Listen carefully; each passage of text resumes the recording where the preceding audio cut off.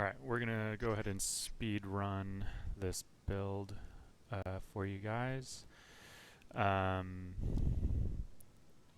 Long story short, this is Fizz spells using Bone Cage specifically for clear, Bone Storm for single target.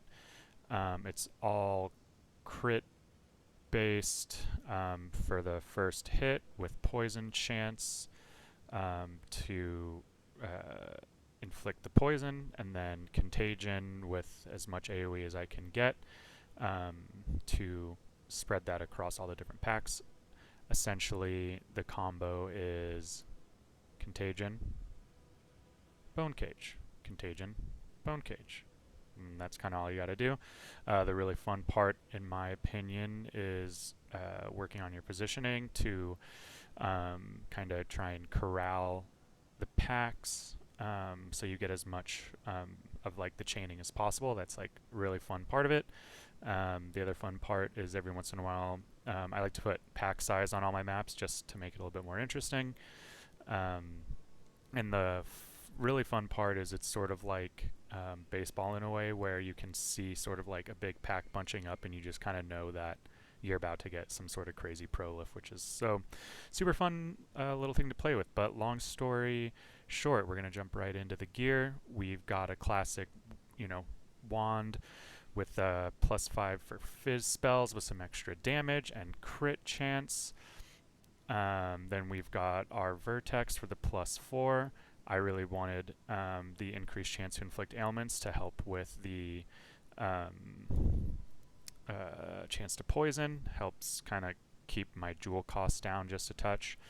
And then I threw on the bear idol for the extra AoE for contagion.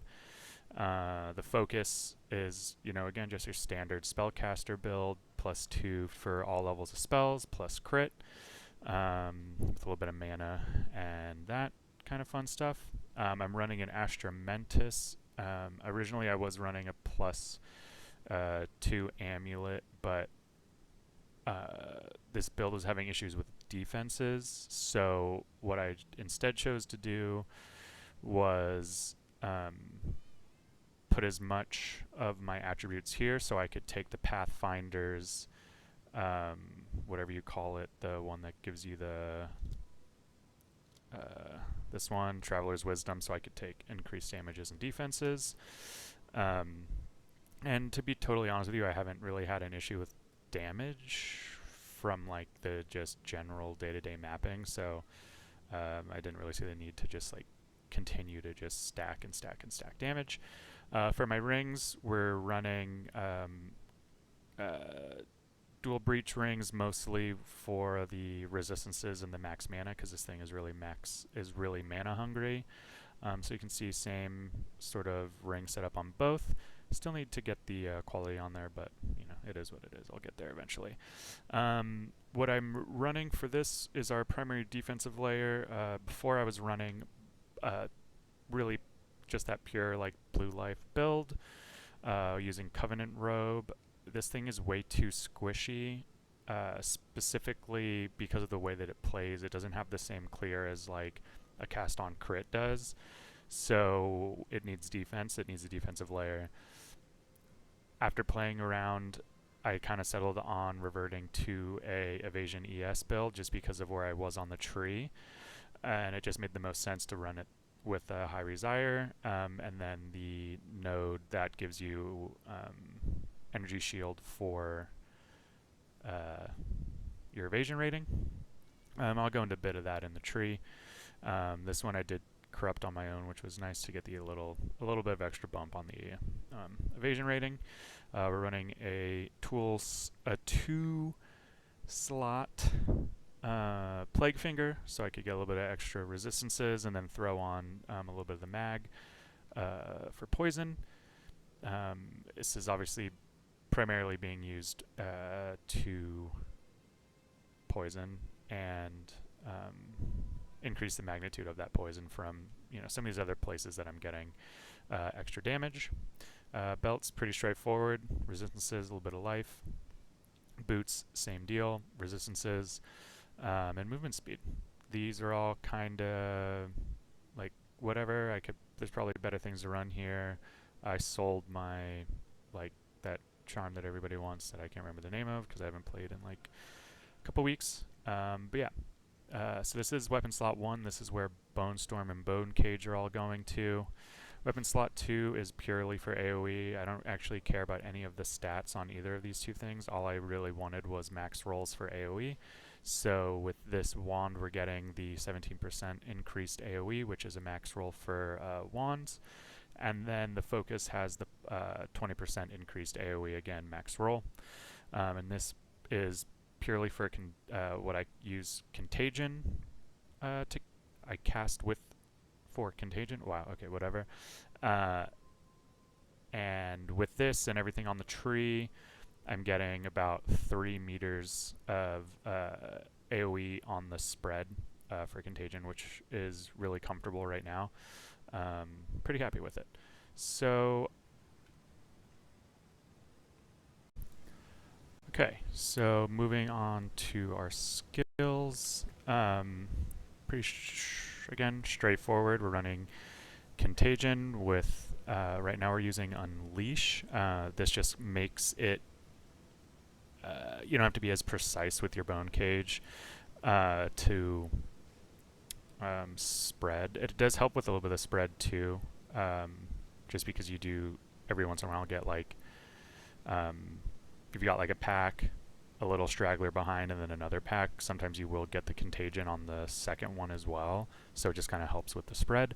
But it's mostly because aiming with Bone Cage is not my most favorite thing in the world. It works, I like it, and again, we don't need damage here, so this is totally fine. The only other thing I want to test it with, and I haven't done that yet, is with Expand, because this is going to give you another 90% increased AoE if you do it at max cast, which would be pretty insane. And I'm really excited to try it. I just haven't done it yet. I'll probably do that in a little bit. But again, we're running more mag area, rapid casting. I've noticed that getting like cast speed up makes this build like infinitely more comfortable, because it is obviously a 2 combo play, so you want to give yourself as much time to be able to position while also getting your casts off in between packs, depending on how fast they are. You need a little bit of that speed there. We've got Chaos Mastery. I don't actually think this does anything. I'm probably going to replace it. Unfortunately, you can't run 2 like seals in under the same skill, so I don't know what I'm going to put there yet. And then Prolonged Duration. Bone Cage, we're Spell Cascade, just to give us more chance to do, what do you call it? More chances to do more damage and essentially hit the poison. Yeah, it definitely isn't maybe the best, because the second ones give you 30% less damage, so your poison's a little bit lower, but again, I haven't really noticed an issue with it, so I don't think it's like that big of a deal. Rapid casting, like I said earlier, you want cast speed. Concentrated area for the extra damage. It kind of makes up for this, so they kind of even out, so it's kind of okay in my opinion. And I prefer having the less area of effect here, or sorry, less area of effect, because I've noticed that if you let the bone cages sort of get too big, which you end up happen is the enemies will be like in the middle of the bone cage. They don't actually get hit. So this keeps it like very bunched up and together, so you don't really have that chance of happening too much. Astral projection, because that's what you run on your classic bone cage.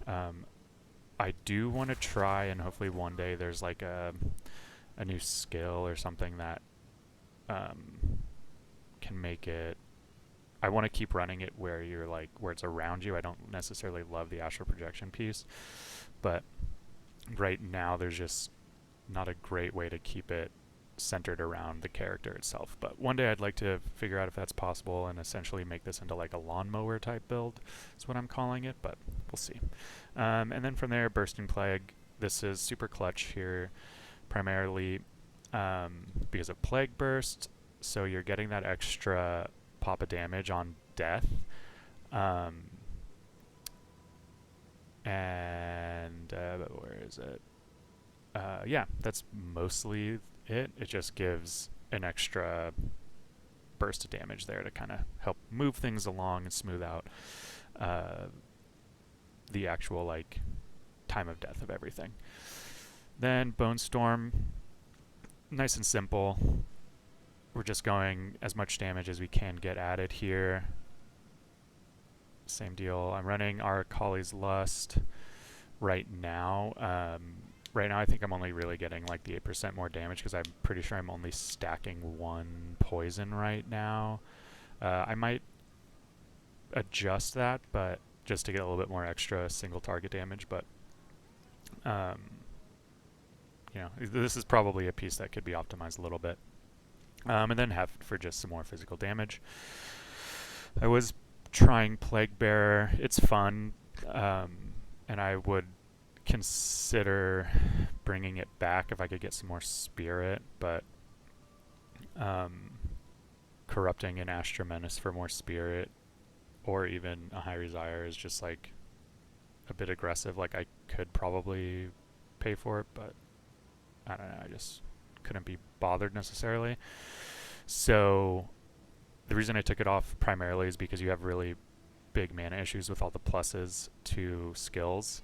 And because of that, you really do need to run Mana Remnants. So Mana Remnants is for upkeep of your mana. It's classic, you know, set up Harmonic Remnants, Remnant Potency 3. Then we're running Ghost Dance for a little bit more of defense, because like I said, my biggest issue with this build that I was trying to work out for a while was the defenses. And this just feels considerably more comfortable with good defenses on the build. So with Ghost Dance, we're running Compressed Duration, Herbalism, Diala's Desire, and then Clarity 2. Now, if we jump into the tree, we're Pathfinder. I've played around here a little bit, but we pathed up here for Traveler's Wisdom, primarily so we could get the damage defenses. I might pull in some cost efficiency here or there if like I really need to, but I haven't had any mana issues since I've made all these changes, so it seems to be fine. And the increased defenses is pretty clutch. I was originally running with Overwhelming Toxicity for the extra poison, but realistically everything dies so quickly with the way that it is, I just haven't found a need to just continually stack poisons. This would probably be different if we're, you know, dealing with like an Arbiter, like an Uber Arbiter or something. But I haven't had issues with like Zest, like tier 3 Zest or